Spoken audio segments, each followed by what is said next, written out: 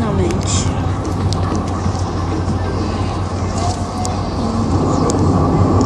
Em casa. Ei! Puxa, tu tempo, meu Deus. Tem que consertar o meu som. Depois de pouco do Lourenço, o meu som morreu. Nem disse que ia voltar em alguns dias, mas tô achando que ele se perdeu vindo pra cá.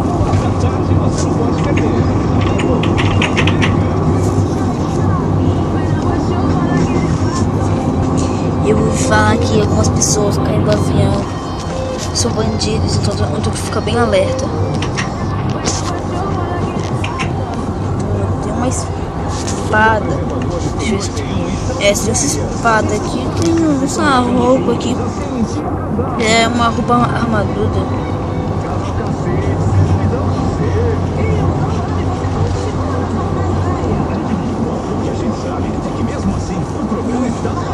Ah, tem um pessoal ali.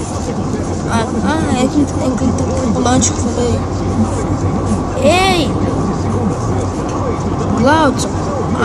Ei, Glaudson! O que tu tá fazendo aí? Tomando banho já que não posso lavar minha roupa, vou lavar assim. Não importa que se quiser. Tá, mas... Ei, você sabia que agora tem alguns bandidos por aqui caídos do avião? Eu não sabia. Eu tinha visto um por aqui, ó. Sério? Só eu tava ali perto da floresta, ali pegando. Até que do nada, uns caras com umas pistolas ali andando. Eu tenho um arco e uma espada. Você quer essa espada de ouro? Eu caio aqui. Peraí. Você coloca a sua vida e a de outras pessoas em risco. Faça a sua parte. Deixe o trânsito mais seguro.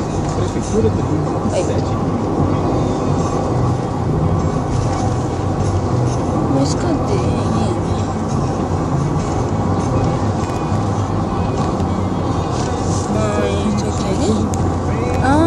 Sim, entendi.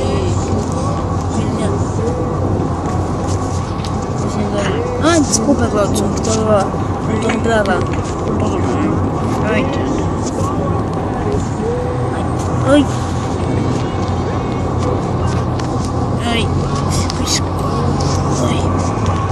Tô ficando com sono. Eu volto pra casa, não aguento com sono. Bota do nada. Espada de ouro, voltou? Como? Tem que ir rápido agora.